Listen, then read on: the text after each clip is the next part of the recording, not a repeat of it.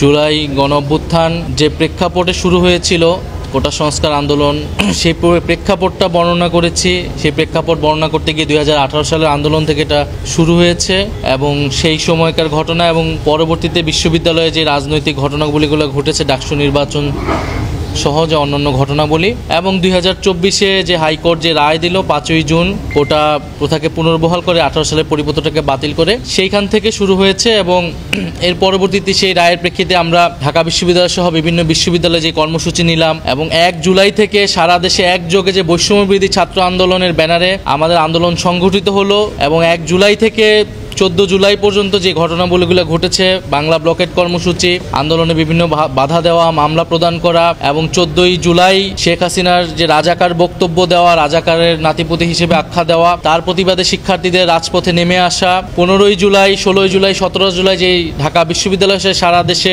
যে নির্মম ঘটনাবলীগুলো ঘটেছে, 15ই জুলাই ঢাকা বিশ্ববিদ্যালয়ে নারী শিক্ষার্থীদের উপর হামলা, হাসপাতালে গিয়ে হামলা করা হয়েছে আহত শিক্ষার্থীদের উপরে, 16ই জুলাই আবু সাইদ, ওয়াসিম সহ 6 জনের যে শহীদ হওয়ার ঘটনা আমরা জানতে পেরেছিলাম সেই সময়ে, 17 জুলাই ঢাকা বিশ্ববিদ্যালয়ে গায়েবানা জানাজা সহ কফিন মিছিলে হামলা করা, আক্রমণ করা, বিশ্ববিদ্যালয়ের হলগুলো থেকে সবাইকে জোরপূর্বক বের করে দেওয়া এবং এর পরবর্তীতে যে 18ই জুলাই কমপ্লিট শাটডাউন, সারা দেশের ছাত্র জনতাকে নেমে আসার আহ্বান এবং এই পুরো ঘটনার পক্ষ থেকে কীভাবে ডিজিএফআই আমাদেরকে চাপ প্রদান করেছে, পুলিশের ভূমিকা, ছাত্রলীগের ভূমিকা, অন্যান্য বাহিনীর ভূমিকা, আওয়ামী লীগের রাজনৈতিক নেতৃবৃন্দের বক্তব্য, তাদের ভূমিকা, এই বিষয়গুলো এসেছে যেটা আমরা অভিজ্ঞতা লাভ করেছি আন্দোলনের সময়, সেই ঘটনাগুলোই আমি বলেছি। এবং আজকে আমরা মূলত 18 এবং 19 জুলাই পর্যন্ত কমপ্লিট শাটডাউনের সেই সময়ের ঘটনাবলীগুলোটা ব্যাখ্যা করে আজকে জবানবন্দি আজকের মতো শেষ হয়েছে। 18ই জুলাই আমরা দেখেছি যে প্রাইভেট বিশ্ববিদ্যালয়ের ছাত্ররা, মাদ্রাসার ছাত্ররা সহ সারা দেশের সাধারণ মানুষ যখন নেমে এসেছে, বিশেষত প্রাইভেট বিশ্ববিদ্যালয়ে প্রচুর শিক্ষার্থী তখন আহত নিহত হয়েছে। ঢাকার বিভিন্ন পয়েন্টে, বাড্ডা, উত্তরা, মিরপুর, যাত্রাবাড়ি, এরকম ঢাকা সহ দেশের সব জায়গায় কিন্তু যখন নেমে এসেছিল পুলিশ কিন্তু নির্বিচারে গুলি চালিয়েছে সেই সময়। 18 তারিখ এবং 19 তারিখ পাশাপাশি যোগ দিয়েছিল ছাত্রলীগ, যুবলীগ সহ আওয়ামী লীগের সন্ত্রাসীরা এবং সেই নির্বিচার গুলিতে আমাদের আন্দোলনকারীদের প্রচুর ছাত্র জনতা সেই সময় শহীদ হয়েছিলেন এবং আহত হয়েছিলেন। সেই ঘটনাগুলো আমরা বলেছি।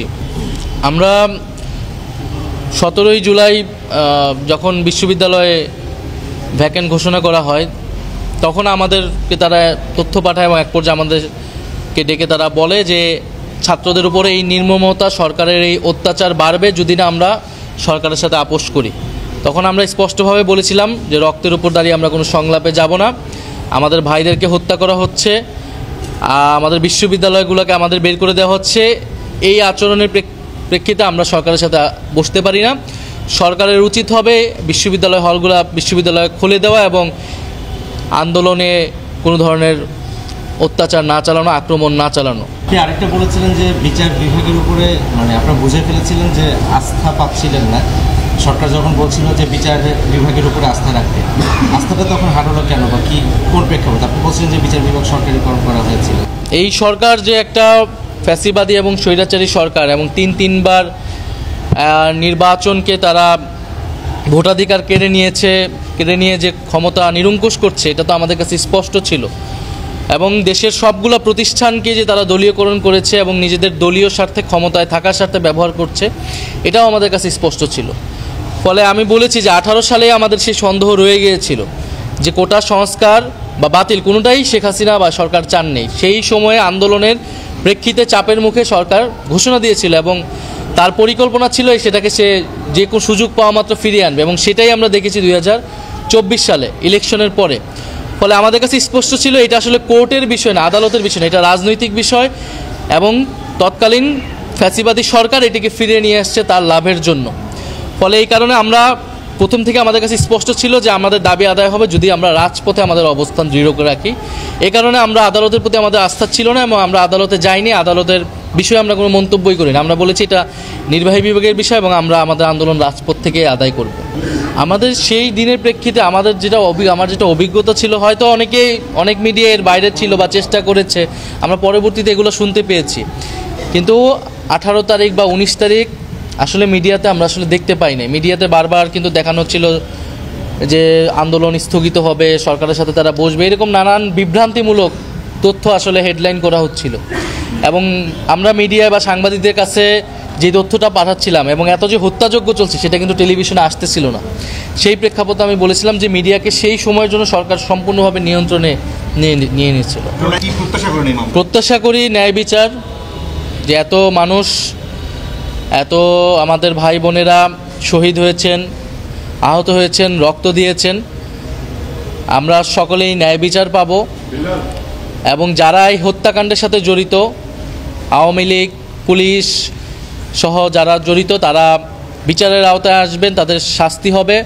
এবং এই ন্যায় বিচারে একটা নিদর্শন হয়ে থাকবে শুধু বাংলাদেশের জন্যই নয়, পৃথিবীর জন্য, যে যদি কেউ স্বৈর শাসন কায়েম করতে চায়, জনগণের উপরে আক্রমণ চালায়, জনগণকে হত্যা করে, তার পরিণতি আসলে কি হয়। আর দ্বিতীয়ত আমি বলেছি যে এখন পর্যন্ত ট্রাইব্যুনালে আমরা সন্তুষ্টি জ্ঞাপন করছি, বিচার চলছে, কিন্তু মামলা কিন্তু আরও অনেকগুলো, এটা কিন্তু মাত্র একটা মামলা। ট্রাইব্যুনালে অনেক মামলা রয়েছে এবং সাধারণ কোর্টে আরও অনেক মামলা রয়েছে, গুমের মামলা রয়েছে।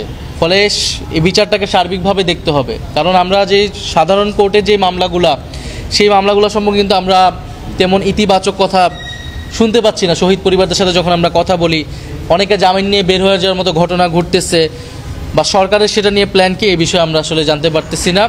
ফলে সেই মামলাগুলো যাতে যথাযথ গুরুত্ব সহকারে দেখা হয়, এইটা আমাদের আবেদন থাকবে।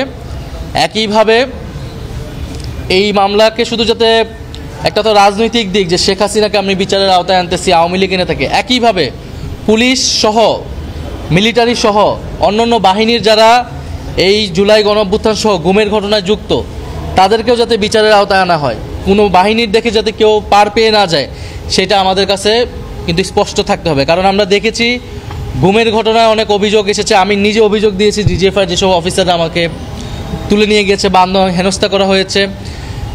এছাড়াও যারা সেনাবাহিনীর বিভিন্ন অফিসার, র্যাবে যারা ছিল, ডিজিএফআইতে যারা ছিল, তারা যেই নেতিবাচক ভূমিকা গুমের ঘটনা এবং জুলাই গণঅভ্যুত্থানে পালন করেছে, আপনারা রামপুরা বাড্ডার ঘটনায় দেখেছেন, বিজিবির একজন যে আর্মির অফিসার, এদেরকে কিন্তু এখনও গ্রেফতার করা হচ্ছে না। ফলে ট্রাইব্যুনালের কাছে এবং আদালতের কাছে, সরকারের কাছে আমাদের কিন্তু আবেদন থাকবে যে অপরাধী যে, তাকে যাতে বিচারের আওতায় নয়, সে কোন বাহিনীর সেটা যাতে দেখা না হয়। আমরা যারাই জনগণের উপরে এই হত্যাকাণ্ড চালিয়েছে, গুম করেছে, নির্যাতন করেছে এবং সরকারকে ফ্যাসিবাদী হতে সহায়তা করেছে, ক্ষমতায় থাকতে সহায়তা করেছে, তাদের সকলকে দ্রুত সময়ের মধ্যেই গ্রেফতার করতে হবে এবং বিচার নিশ্চিত করতে হবে। 14ই জুলাই আমাদের প্রত্যাশা ছিল সেই সময় যে শেখ হাসিনা এসে হয়তো আন্দোলন পক্ষে কথা বলবে, কিন্তু আমরা দেখলাম যে আন্দোলনের বিপক্ষে মুক্তিযোদ্ধা কোটার পক্ষাবস্থানে এবং শিক্ষার্থীরা যারা আন্দোলনকার, তাদেরকে রাজাকারের বংশধর, রাজাকারের নাতিপতি হিসেবে ট্যাগ দেওয়া হয়। সেটা শিক্ষার্থীদের জন্য ছিল অমর্যাদাকর, তাদের অভিভাবকদের জন্য ছিল অপমানজনক। এবং সবাই ক্ষুব্ধ হয়ে কিন্তু শুধু ঢাকা বিশ্ববিদ্যালয় না, সারা বাংলাদেশের শিক্ষার্থীরা, ছেলেরা মেয়েরা কিন্তু রাস্তায় নেমে সেই রাতে এটার প্রতিবাদ জানিয়েছিল এবং এই বক্তব্য প্রত্যাহারপূর্বক শেখ হাসিনাকে ক্ষমা চাওয়ার দাবি জানিয়েছিল। একইভাবে 15ই তারিখ আমরা দেখেছি যে ওবায়দুল কাদের বলেছিল এই আন্দোলন দমনের জন্য ছাত্রলীগই যথেষ্ট, এবং এই বক্তব্য ছিল স্পষ্ট, উস্কানিমূলক, নির্দেশনামূলক, যে আন্দোলনকারী যারা রয়েছে তারা রাজাকার, তাদেরকে আক্রমণ করা, তাদেরকে হত্যা করা বৈধ। ফলে সেই প্রেক্ষিতে, সেই সূত্র ধরে কিন্তু 15ই জুলাই আন্দোলনকারীদের উপরে, নারী শিক্ষার্থীদের উপরে ব্যাপক হামলা চালানো হয়। ঠিক আছে, ধন্যবাদ সবাই।